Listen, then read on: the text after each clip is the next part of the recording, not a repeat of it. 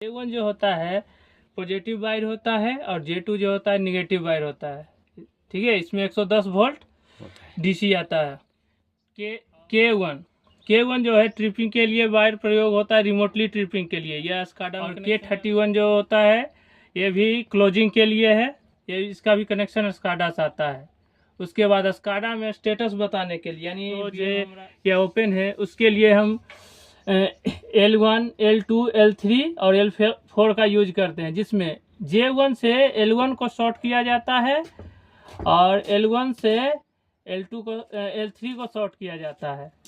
उसके बाद स्काडा में जो वायर जाती है वो L2 और L4 से जाती है। ये हमारा अलिंद का जो BM है उसका कनेक्शन है। और नीचे में H1 और H2 एक फेज होता है, एक न्यूट्रल होता है। या एसी के लिए प्रयोग H1 और H1 H2 जो फेरूल होता है वह एसी के लिए होता है।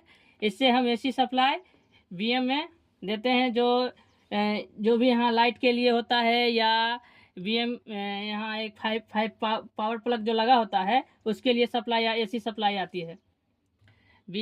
ये मोटर है, यह जो है रोटरी है, इसके द्वारा हम BM को मैकेनिकल ऑफ ओपन या क्लोज कर सकते हैं। ग्रीन की तरफ घुमाएंगे तो यह मैकेनिकली ट्रिप होगा और रेड की तरफ घुमाएंगे यह मैकेनिकली क्लोज होगा।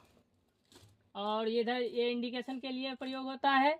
तीर इस तरफ है तो यह हमारा इंडिकेशन क्लोज का है, तीर इस तरफ चला जाएगा तो ट्रिप का होगा। स्प्रिंग इस तरफ है, चार्जिंग है। स्प्रिंग का पोजीशन इधर आ जाएगा, हल्का इधर होगा तो डिस्चार्जिंग का रहेगा। ठीक है, ये स्विच जो है ये सिलेक्टर स्विच है। सिलेक्टर स्विच 2 मोड में दिया हुआ है BM में, एक लोकल एक रिमोट। लोकल के द्वारा हम यहाँ से मैन्युअली ऑपरेट कर सकते हैं। इसके लिए 2 बटन दिया हुआ है, एक रेड एक ग्रीन। रेड बटन का प्रयोग हम लिखा हुआ है PBC यानी क्लोज के लिए प्रयोग करते हैं। इसका क्या करते हैं क्लोज के लिए, BBT यानी इसे ट्रिप के लिए, यानी ग्रीन का प्रयोग ट्रिप के लिए और रेड का प्रयोग क्लोज के लिए करते हैं। ये 2 ऑन ऑफ स्विच। उसके बाद ये रिमोटली जब रहेगा तो इसका रिमोटली ऑपरेशन होगा TPC के द्वारा।